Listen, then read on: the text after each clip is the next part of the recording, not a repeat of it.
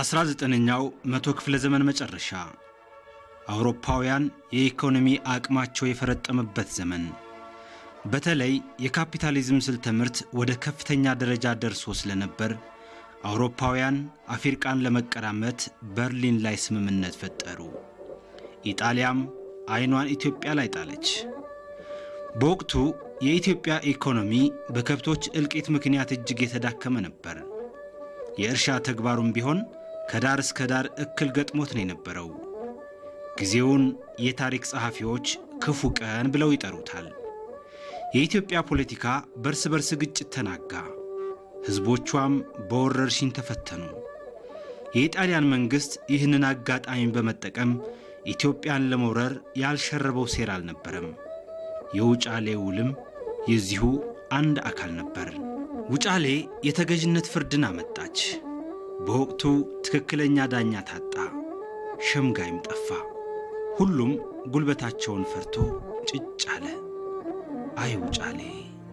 የውጫሌ ውል ምናልባት ሰበብ ሊሆን ይችላል። በወቅቱ ወዲያው ወደ ጦርነት ያመሩት በጦርነቱ በውሉ ምክንያት በተፈጠረ አለመግባባት ነው ልንል እንችላለን። ነገር ግን በመሰረታዊ ምክንያቱ ያው በአፍሪካ ያ ወቅት ብዙ ሀገራት በቅኝ ግዛት ስር የነበሩበት ነው፣ የተጧጧፈበት ጊዜ ነው። ኢትዮጵያን ቅኝ ግዛቷ ወይም ከነበሯት ጥቂት ቅኝ ግዛቶቿ አንዷ ለማድረግ ጣሊያን ከፈለጋት ጽኑ ፍላጎት የመነጨ ነው። ሀብት ካለ በየት ማካባቢ ያን ሀብት የመቆጣጠር ነገር ነው። የሆነ ጥሬ ሀብት የመቆጣጠር ነገር ነው። ኢጣሊያን በምትመጣበት ጊዜ ሌላም ጀብደኝነት የነበረበት ነገርም ታይባቸዋል። ድሮ የሮማ የሚባል ትልቅ ግዛት በነገራችን ከአድዋ በፊት አንዴ ለመከፋፈል ለማጣላት፣ አንዴ ደግሞ በስምምነትና በውል ምናምን ለመያዝ የተለያዩ ዘዴዎችን ይጠቀሙ ነበር። እንደውም አድዋ ጦርነት የመጨረሻው አማራጭ ነው ብለው ጻፊዎች ያስቀምጣሉ። ኢትዮጵያ የራሷንም አትሰጥ የሰውም አትፈልግ ከነኳትም አትለቅም። ይሄ ነው ትርጉሙኛ ምን ተረጉመው በዚህ መልኩ ነው። አትንኩኝ ጠላትም ሆነ ማንም ሀገራችን እንዲነካት አንፈልግም።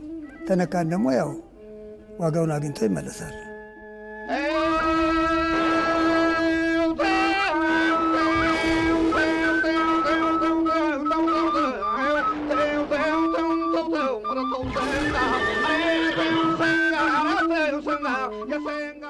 ጠላትን ለመዋጋት በግል ስንቃቸው ተደራጀ ጦር የለም። እያንዳንዱ ዘማች የራሱን ስንቅ ይዞ ትራንስፖርት በሌለበት ጊዜ በአህያ በበቅሎ በፈረስ እየጫነ መሳሪያ ያለው መሳሪያውን ይዞ መሳሪያ የሌለው ደግሞ ዱላና ጦሩን ይዞ ዘመተ። እንደ አንድ ሰው ተሞ በጊዜው በነበሩት ንጉሠ ነገሥት በሚኒሊክ ጠሪነት የኢትዮጵያ ሕዝብ ሆይ ሄጅ ያለውና ተከተለኝ፣ ጠላት አገር የሚደፍር ጠላት መጥቷል እና ልዋጋ ሄጅ ያለው ተከተለኝ ብለው ያገኙትን ጦር ይዘው ነው መጀመሪያ የዘመቱት። በዚህ መሰረት የኢትዮጵያ ሕዝብ ከያለበት በብሔሩ በሃይማኖቱ በምንም ሳይለይ ለሀገር አንድ ሆኖ በመውጣት ዘመተ።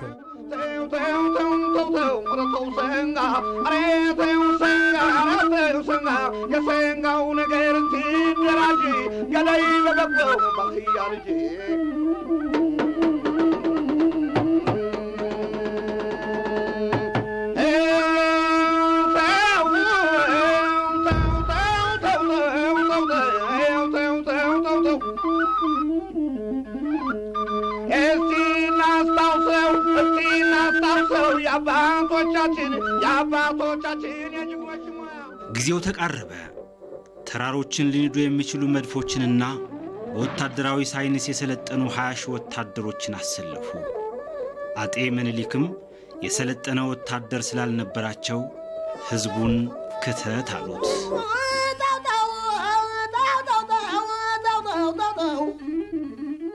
እየሮጡ ነው ሄደው የማረኩት። የሞቶ የደረሰ የማረከው። ስለዚህ ጫማ፣ ስንቅ፣ ድርጅት፣ ትጥቅ የሚባል ነገር የለም። ትጥቃቸው ኢትዮጵያዊነት ነው፣ ስንቃቸው ኢትዮጵያዊነት ነው እና ብርታታቸው አንገዛም ባይነት ነው። ከባርነት ሞትን የመረጡ ሰዎች ነበሩ።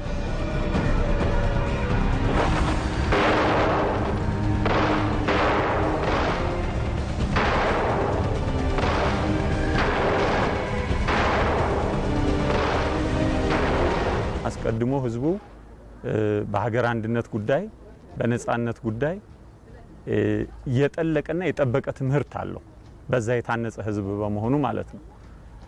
ሁለተኛው ጉዳይ ከዚሁ ጋር ተያይዞ የኢትዮጵያ ህዝብ በጦርነት ሲሰማራ ባለሙሉ ልብ ነበር። የጠላት አሽከር ከመሆን የሰው ባንዲራ ተሰቅሎ ማየት ከማየት መሞት ይሻላል። የኛ ዓላማችን የኢትዮጵያ ህዝብ ዓላማው ሐሳቡም ይሄ ነው። እየፎከረ ወደ ሞት የሚሄድ ሰው እየፎከረ በየትም ሀገር መሄድ የለም። እየፎከረ ነው የሄደው። ለሞት የሚሄድ ሰው ይፎክራል፣ ወኔው ነው የሚያስፎክረው። የማንን ሀገር ነው የኢትዮጵያ ጀግና? ማንንና ጀግናው ሄድ ግፋ ድንበር ገፋሪ ጠላት ኢትዮጵያ ይመራርነት ወጥቶ አባሮ የሚገድል ጠላቱን አስሶ በዱር በገደሉ ደን ጫካ ለብሶ ጠላቱን ድል መታመልሶ መላሶ ዘራፍ አካኪ ዘራፍ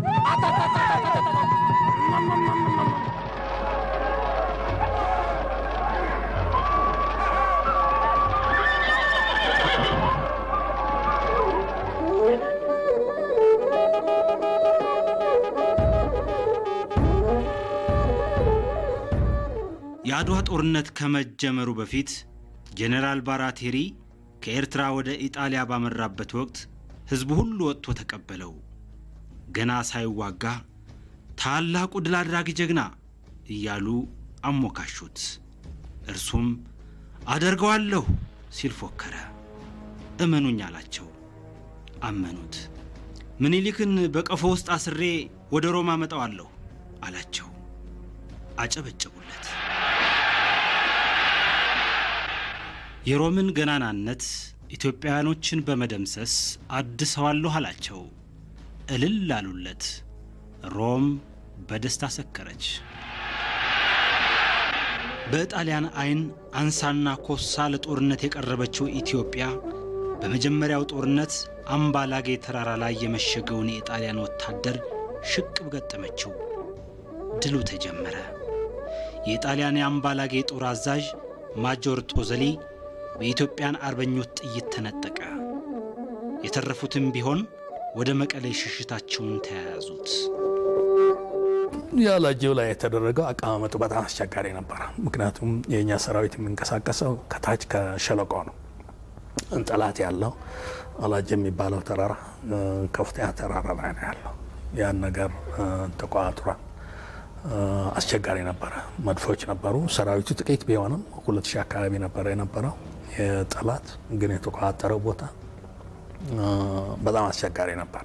አምባላጀ ላይ የተገኘው ድል ጠቅላላ የሰራዊቱን መንፈስ የፖለቲካ መሪዎቹም የአዛዦቹ እነሱ ናቸው መንፈስ አንድነታቸው በጣም እንዲጠናከር የነበረ ስጋት ጥርጣሬ የነበራቸውም ቢሆኑ ቆርጠው እንዲገቡበት የማድረግ አቅም ነበር።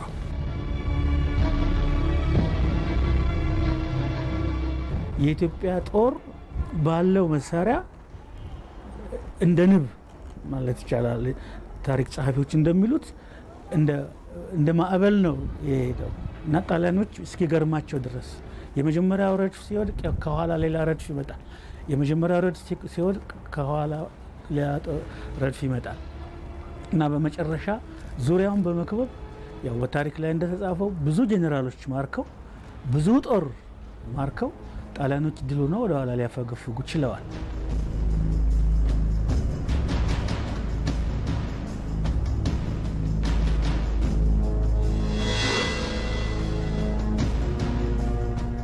አንዳንድ ኢትዮጵያ ህዝቦች ታሪክ ወረድ ብለ ስታጠና የምታየው ነገር አለ።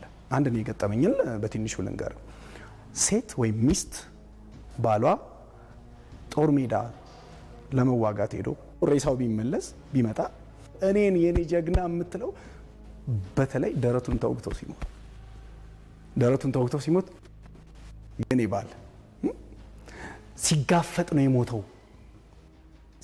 ተናንቆ ነው የሞተው፣ እምቢ እያለ ነው የሞተው ሲሸሽ አይደለም ባልተቤቷ እኮ እንዲዘምት ስትፈቅድ የትዳር አጋሩ ቢሞት ልጆች ልታሳድግ ቆራጥ ሆና እኮ ነው ወሰና ነው በትዳሯ ላይ ቆስሎ ቢመጣ ያካል ጉዳተኛ ቢሆን ልታስታምመው ልትጦረው ልትቀብረው እኮ ፈቃደኛ ሆና ነው መስዋዕትነት ሰጥታ ነው ይሄ ህሊናን መስጠት ያለበት ነውና አስተምህሮ ነው አስተዳደጉ የኢጣሊያው ጦር ጠቅላይ አዛዥ ጄኔራል ባራቴሪ የአምባላጌውንና የመቀሌውን ሽንፈት ዘነጋቸው የካቲት 23 1888 ዓመተ ምህረት አድዋ ላይ እንደገና ጦርነትን አስጀመረ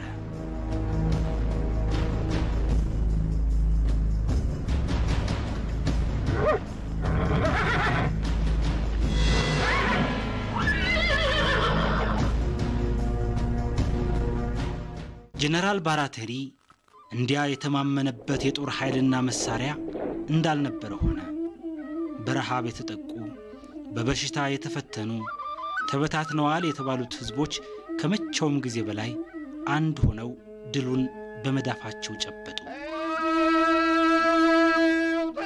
ይህ ሕያው ታሪክ የዘላለም ታሪክ መሆኑን ራሳቸው ኢጣሊያውያን ሳይቀር በማህደራቸው አሰፈሩት በወቅቱ የነበረውን ሁኔታ ስናይ በአንድነት ወጥቶ ጠላትን ለመመከት የተደረገ ትልቅ ትንቅንቅ ነው ከንቱ የሆነውን ነገር ሁሉ ማስቀረት ነው ይህ አሸናፊነት ደግሞ በራሱ ብርቅዬ አድርጎ የሚያሳየው ነገር አለ ለሌሎች ትምህርት የሚሆን አሸናፊነት ነው አንዱ አንዱን መርገጥ እንደሌለበት አንዱ አንዱን መጫን እንደሌለበት ተከባብሮና ተፈቃቅሮ ሰው ሁሉ እኩል እንደሆነ በፍጥረት መካከል አንዱ የበላይ አንዱ የበታች ሆኖ ሊኖር የሚችልበት ሁኔታ እንደሌለ የሚያሳይ አሸናፊነት ነው የማሰነፉ ምስጢር የማንነት ጥያቄ ነው ኢትዮጵያውያን የተለያዩ ናቸው በብሔር በብሔረሰብ በቋንቋ በሃይማኖትም የተለያዩ ናቸው አንድ ሀገር መሆናቸውን ግን ያውቃሉ ስለዚህ እኔ በኔ በኩል ጠላት አልመጣምና ምን አገባኝ አላለም የአጼ ምኒልክን አዋጅ ራሱ ስትመለከት ሀገር ተወስዷል ስለዚህ ማንም ጉልበት ያለ በጉልበት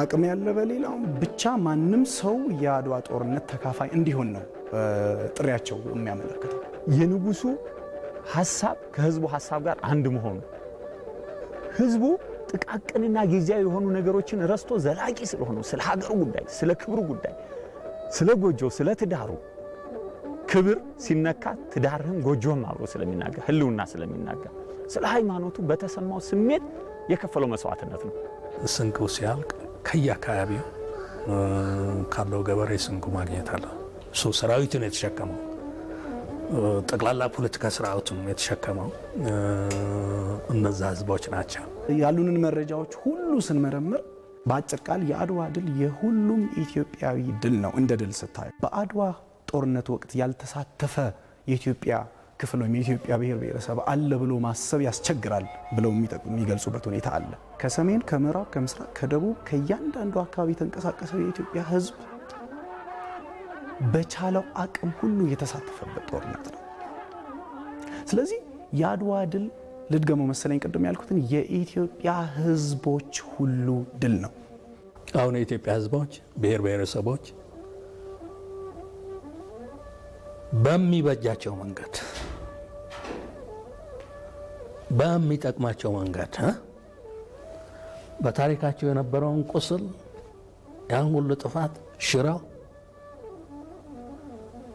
ባንድ የኖሩበትን ያን መሰረት አድርገው የጋራ ሀገር የሚገነቡበት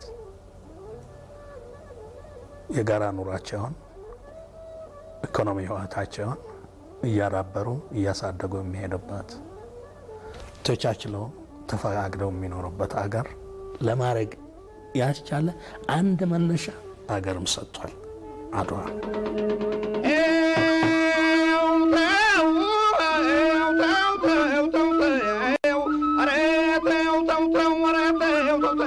ገበያውን ወጣት ካባርቻ መርፋ ገላባጅ ብቻ ለብቻ አራቶም ገለለ አራቶም ገለለ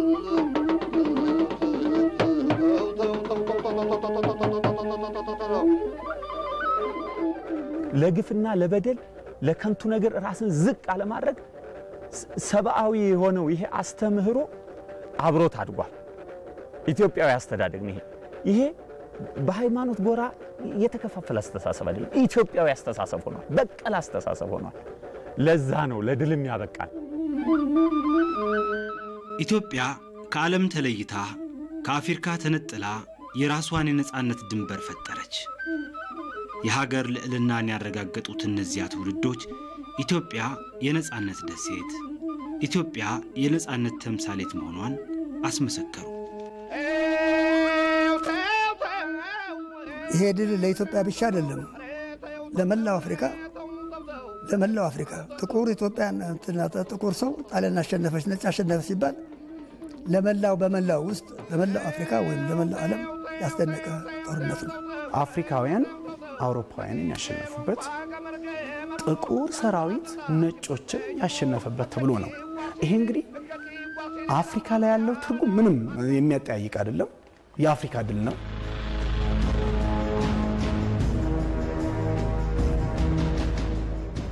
የሰራዊት ብዛት የመሳሪያ ጥራት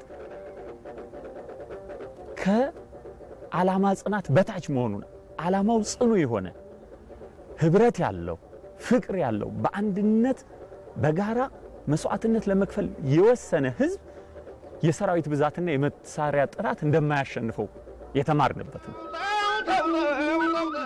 የኢትዮጵያውያን ያሸናፊነት ምስጢር ያስገረማቸው ምሁራኖች አሁንም ስለ ህዝቡ ማንነትና ስለ ጀግንነታቸው መጻፋቸውን ቀጥለዋል በቅርቡ እንደ አውሮፓውያን አቆጣጠር በ2011 እንኳን ራይመንድ ጆናስ የተባለ የታሪክ ምሁር The Battle of Adwa በሚል አንድ መጽሐፍ አበርክቷል One of the things that draws me to the Ethiopia story and one of the things that kept me going over the years of research was how interesting it was to look at a case where empire fails.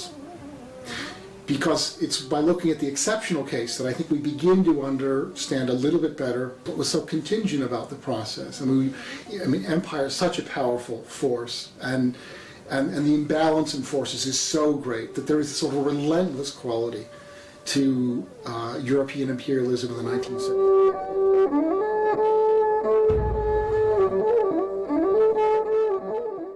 እኔ በጣም መጽሐፉ ላይ እንደው እንዴት ልበል የገረመኝ አገላለጽ አለ ሲጀምር ምን ይላል This is the story of a world turned upside down ይላል ይሄ መጽሐፍ የሚናገረው ዓለማችን እታች ወደ ላይ የላዩ ወደ ታች የታች ወደ ላይ የተገለበጠበትን ታሪክ ነው የጻፍኩት ነው የሚለው ሰውየው ምን ማለት ነው ኋላ ቀር ሰራዊት ዘመናዊውን ወታደር አሸነፈ ነው ያድዋን ድል ብዙ የታሪክ ምሁራን እንደገና ለምን ይጽፉታል ብዙ ምሁራን የሚለውን እኔ ደግሞ ሌላ ነገር ልጨምርልህ የውጭ ሀገር ምሁራን ጭምር ለምን ይጽፉታል ነው አድዋ ዓለም አቀፍ ትርጉም ስላለው በወቅቱ ምናልባት ይሄ ሰው ምንድነው ብሎ የገለጠው in an age of relentless European expansion Ethiopia alone had successfully defended its independence ይላል ኢትዮጵያ ብቻ በብቃት ተከላክላ አሸንፋ ሉዓላዊነቷን ጠብቃ የኖረች ሀገር ናት ኢትዮጵያ ብቻ ለቀኝ ገዦች ያልተንበረከከች ሀገር ናት ዓለምን በሙሉ ያነቃነቀ ይሄ ጻፊያውንም የዓለም ቅርስ ነው አድዋ ብዬ ከራከራለሁ ይላል ስለዚህ ይሄ የብዙዎችን ትኩረት የሚስብ ጉዳይ ነው እንደም ወርልድ ክላስ ሂስትሪ ነው የሚለው ወርልድ ሂስቶሪካል ዓለም አቀፍ ይዘት ያለው ብቃቱ ደረጃው የአድዋ ደረጃ አንድ የሰፈር ወሬ አይደለም ነው የአካባቢ ወሬ አይደለም አፍሪካ ያለ ዓለም አቀፍ ትርጉም ያለው ወርልድ ሂስቶሪካል ነው ይላል ቅኝ አገዛዝ አካሄድ ያን የሰበረ ያን የቀለበሰ የጥቁር ህዝቦች ድል ነው ያ ድል የብርሃን ጮራም ብለት ወስተዋል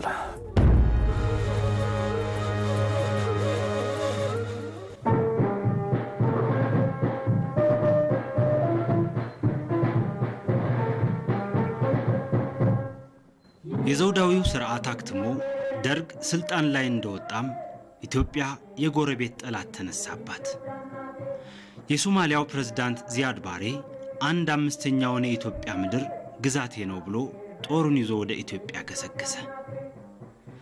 ታላቋን ሶማሊያ ለመፍጠር ከባድ መሳሪያና ብረት ለበስ ጦሩን አሰልፎ ከ700 ኪሎ ሜትር በላይ ዘልቆ ወደ ኢትዮጵያ ገባ። ኢትዮጵያውያን የአባቶቻቸውን ጀግንነት ስንቅ አድርገው እናት ሀገር ወይም ሞት እያሉ ፎከሩ። እናቶችም በደጀንነት ታላቅ ገድልን ፈጸሙ። በመሆኑም ኢትዮጵያውያን የአባቶቻቸውን ታሪክ እንደገና ደገሙት።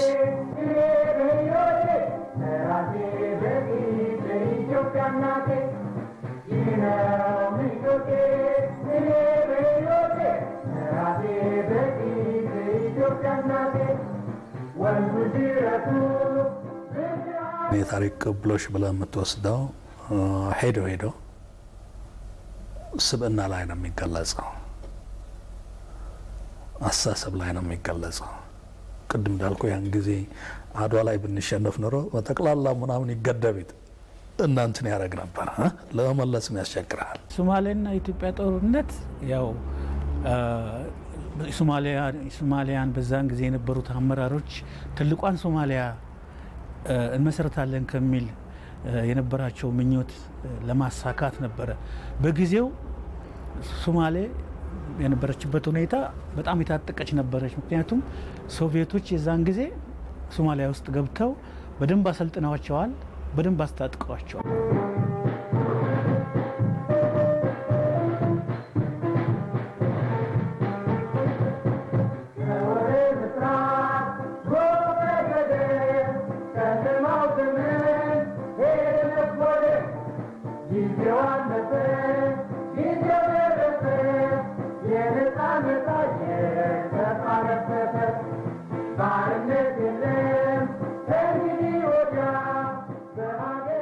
የዚያድ ባሬ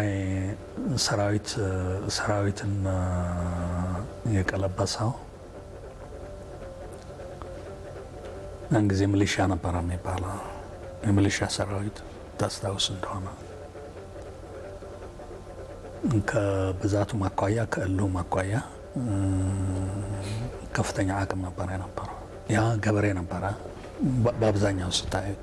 ሶማሊያ ያው እስከ ኢትዮጵያን እስከ ጅጅጋ ድረስ ይዛ ነበረና በድሬዳዋም በኩል እንደዚሁ ዘልቃ መታ ስለነበረ ያንን ጦር በምድሪቱ ስፋት ገፍቶ ለማውጣት ቀላል ጦር የሚበቃው አልነበረ። ስለዚህ ምንም የማያውቀው ብዙም ትምህርት የሌለው ኢትዮጵያዊ ከአራቱም የኢትዮጵያ ማዕዘን መጥቶ ከቶ እንደ አንድ ሰው ሆኖ በሚሊሻነት ዘምቶ የተዋጋው ጦርነት ነው።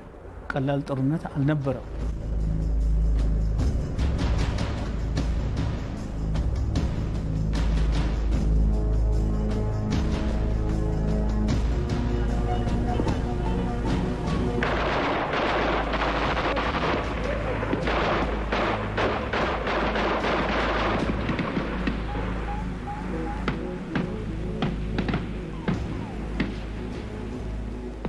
በኢትዮጵያዊ አስተሳሰብ በሀብት በንብረት በሀገር በትዳር ቀልድ የሌለበት ጉዳይ ስለሆነ ያንን ለመመከት ሁሉም ነበር የተንቀሳቀሰው። አገሩን አሳልፎ የመስጠት ስነልቦናዊ ያለፈ ታሪክም ይሁን ስነልቦናዊ ዝግጅት የለውም። አገሬን አሳልፌ ለማንም አልሰጥም ነው ኢትዮጵያዊ። ይሄ የኢትዮጵያ ታሪክ ነው። በኢትዮጵያ ውስጥ ችግር ቢኖርም የዘር የሃይማኖት ልዩነት ቢኖርም የአመራር ጭቆና ወይም ክፉ አመራር ቢኖርም እንኳን የሀገር ጉዳይ ሲመጣ ቅድሚያ የሚሰጠው ለሀገሩ ነው። ኢትዮጵያ ሕዝብ ያንን ነው የገለጸው።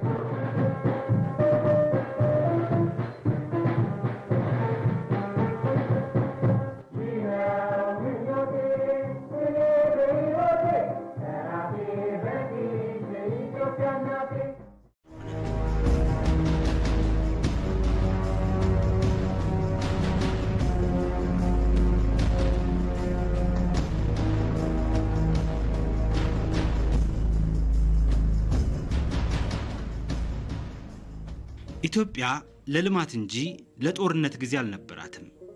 1991 ዓመተ ምህረት ከድህነት ለመውጣት በመልሶ ግንባታ ላይ ነበረች።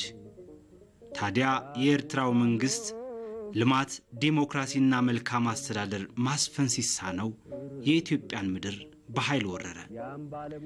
ኢትዮጵያውያን ወላጆች ከሁሉ አስቀድመው ልጆቻቸውን ሀገር ብሎ እናት፣ እናት ብሎ ፍቅር እያሉ ልጆቻቸውን ያስተምሩ ስለነበር ይህንኑ አደራ ለመወጣትና ታሪክን በቅብብሎች ለመፈጸም ከዳር እስከ ዳር ተንቀሳቀሱ።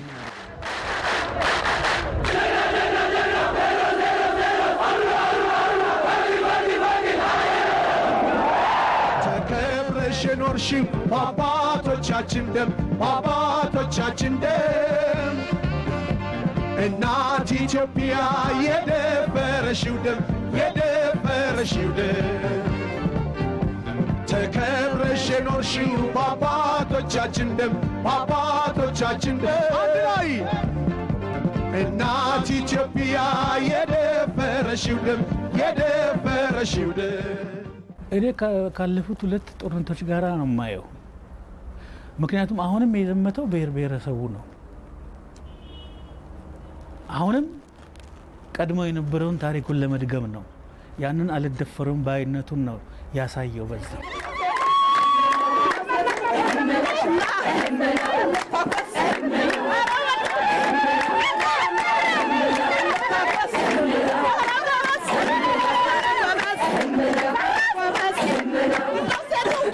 አስፈላጊውን ነገር ሁሉ እናደርጋለን። መስዋዕት እንሆናለን፣ እንሞትላቸዋለን ለልጆቻችን፣ ለሀገራችን፣ ለኢትዮጵያ፣ ለእናታችን፣ ለምታጠባን፣ ላሳደገችን፣ ላስተማረችን ለልጆቻችን ከዚህ ይበልጥ ነው የምናደርግላት። ለልጆቻችን ከዚህ ይበልጥ ነው የምንቆምላቸው። እኔ በበኩሌ እስከ ህይወት መጨረሻዬ መስዋዕት መሆን እንፈልጋለን። ሀገርን አሳልፎ ለጠላት ላለመስጠት ሰፊ ስሜት ፈጥሮ ያው ከዳር እስከ ዳር የኢትዮጵያ ህዝብ ተረባርቦ ሀገሩን ለማስከበር የሀገሩን ሉዓላዊነት ለማስከበር ሰፊ መስዋዕት አድርገዋል። አሁን በዛው ሁኔታ ላይ ነው ያለው። ወጣቱ በጣም የጋለ ስሜት ላይ ነበር በወቅቱ። እንደ ቆላው እንደ ግሪሳ እንደ ቆላው እንደ ግሪሳ ያረፈው ልቤ ደሞ ተነሳ ለሚያለው ጫካ የሀገር የሁሉም ነው። ከዛ ስታየው የሁሉም የትም አካባቢ የሚነካ ነገር ቢኖር ጠቅላላው ይነካል። ህዝቡ ሁሉም ቅድም በአድዋ ላይ እንደተናገርኩት በዘር በሃይማኖት ሳይለያይ ሴቱ ሳይቀር ዘምቶ መሀል ያለው ኢትዮጵያ ህዝብ ደግሞ ስንቅ እያዘጋጀ እየደገሰ ሆ ያለ እየሸኘ የተዋጋው በአንድነት የተዋጋው ጦርነት ነው እንጂ የነበረው ጦር ብቻ ተዋጋው ምን ይላል የኢትዮጵያዊና ጦርነት ነው።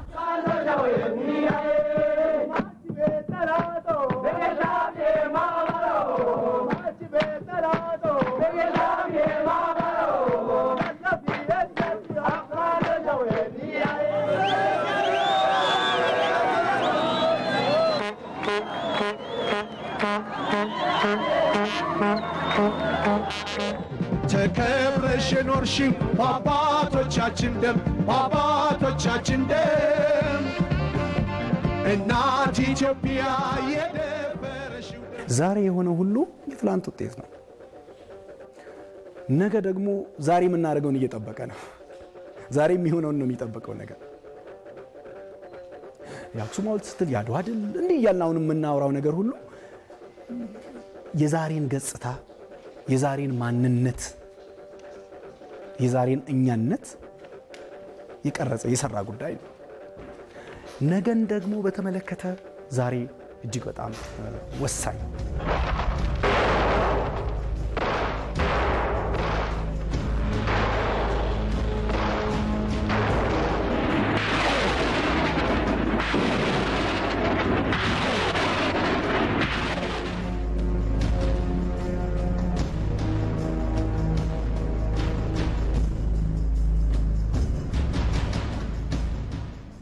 አንድ አባባል አለ በአገራችን በአገርና በሚስት የመጣ ይባላል።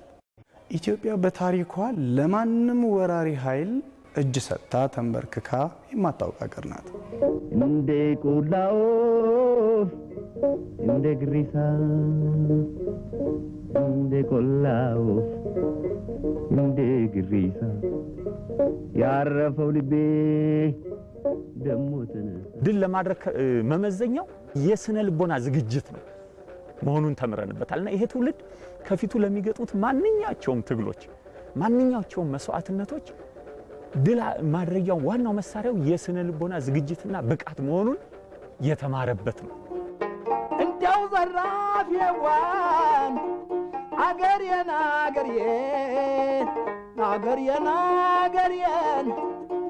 የምትል ወፋለች እኔን መስላኝ ታሳዝነኛለች። እውነት ነው። ኢትዮጵያ በእነዚህና በሌሎች ጦርነቶች ተሸንፋ አታውቅም። ነገር ግን በተደጋጋሚ በድህነት ተሸንፋለች። ያ የጀግናው ትውልድ ከድህነት በታች ሆነ። በዚህ ቁጭት ነው እንግዲህ ትላንት ጦርነትን በተደጋጋሚ ያሸነፉት ህዝቦች ዛሬም ሌላ ታሪክ ለመስራት ሆ ብለው የተነሱት። የህዳሴው ግድብ ሌላኛው የታሪክ ምዕራፍ።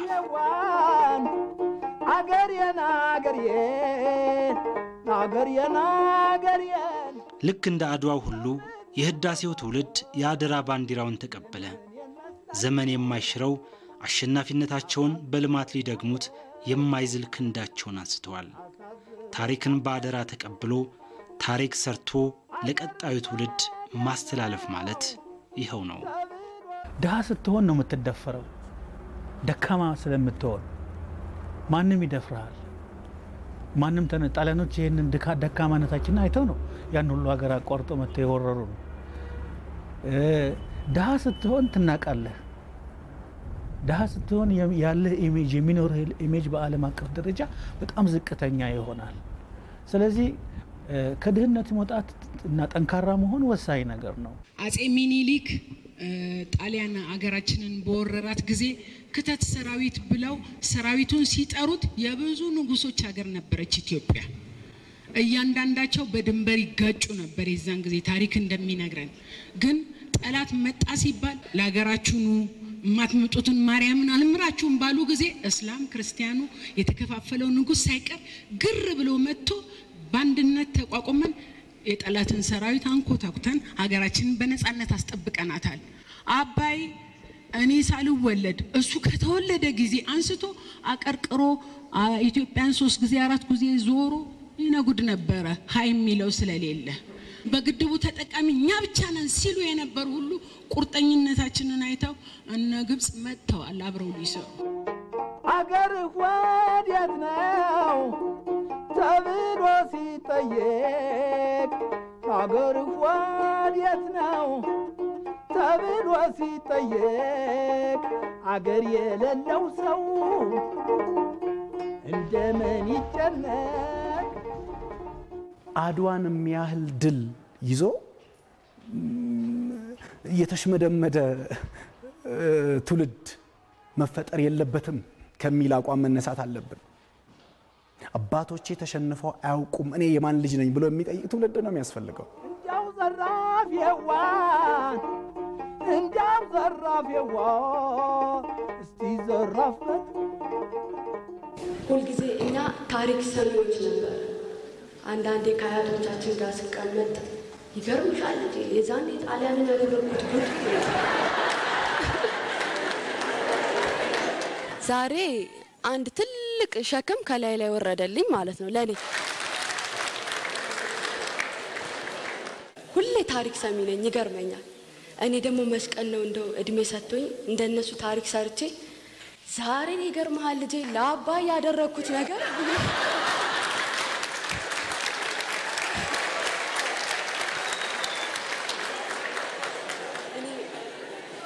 የዛሬዋ ድል ለኔ ትልቅ ናት። በጉልበትም በብርም በሁሉም ነገር እረ ዘራፍ ብላለሁ። ተማሪዎች በኮሌጅና በዩኒቨርሲቲ ውስጥ ወጣሉ። ተማሪዎች 500 ሺህ በላይ ይሄ ሀብት ነው። ሂውመን ካፒታል ማለት ነው አይደለም እንዴ? ብዙ ጊዜ አሜሪካኖችን እንደምሳሌ ወስደው ለዚህ ነው። ስለዚህ ለኢትዮጵያ ትልቅ ሀብት ማለት ይሄ የተማረ የሚወጣው ጄኔሬሽን ነው።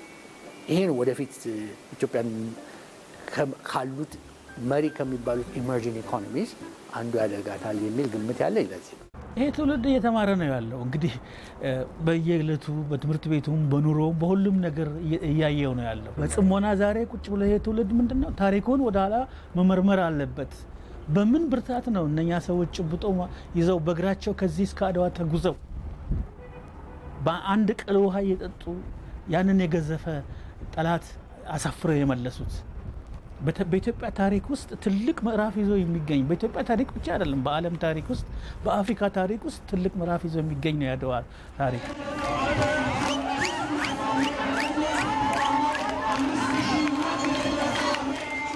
ኢትዮጵያ እኔ ደነቀኝ። እኔ ይሄ መልስ ከኢትዮጵያኖች ደነቀኝ።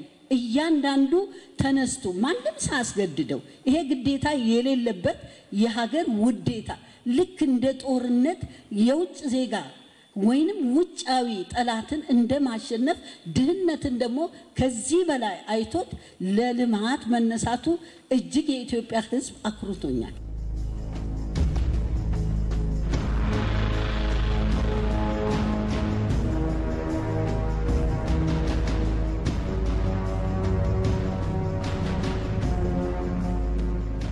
አሁን ደግሞ በጋራ ለመጠቀም የታቀደ እቅድ የኢትዮጵያዊ አስተሳሰብ ነው። ይሄ በቀል አስተሳሰብ ነው። እኔ ብቻ ልጥገብ፣ እኔ ብቻ ልርካ፣ እኔ ብቻ ልደግ ሳይሆን በጋራ እንደግ፣ በጋራ እንጥገብ፣ በጋራ እንርካ፣ በጋራ መልካም ደረጃ ላይ እንድረስ የሚል አስተሳሰብ ነውና እንዲህ ላለው ሁሉን ለሚጠቅም ለጋራ ሐሳብ በጋራ መሰለፍ አስፈላጊ ነው።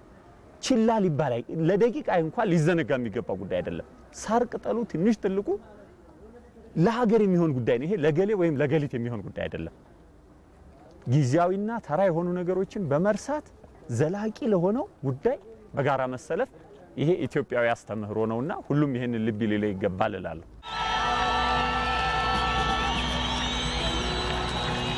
በጥቁር ሕዝቦች ታሪክ ዙሪያ ኢትዮጵያ ሁለት በጣም ወሳኝ የሆኑ ነገሮችን ሰርታለች።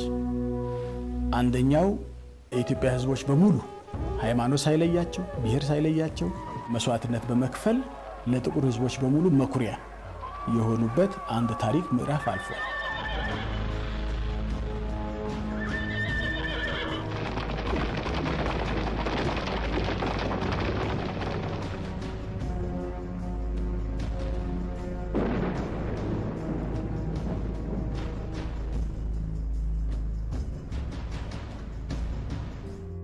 ታላቁ የኢትዮጵያ ህዳሴ ግድብ ሁለተኛው ታሪክ ነው።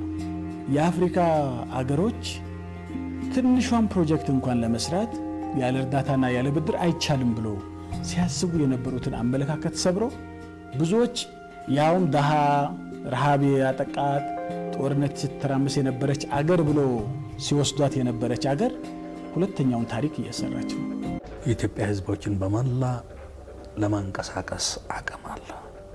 ለምን በኑሯቸው በህይወታቸው ይገነዘቡታል፣ ይረዱታል እንደሚባጫቸው እንደሚጠቅማቸው። ስለዚህ አዲስ በታሪካዊ ቅብብሎች ላይ አዲስ መሰረት አዲስ ምንጭም ያለው ሆኖ ይታየኛል። እንደው ዘራፍ የዋን አገሬን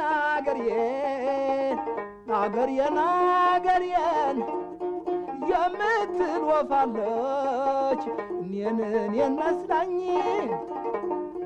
ታሳዝነኛለች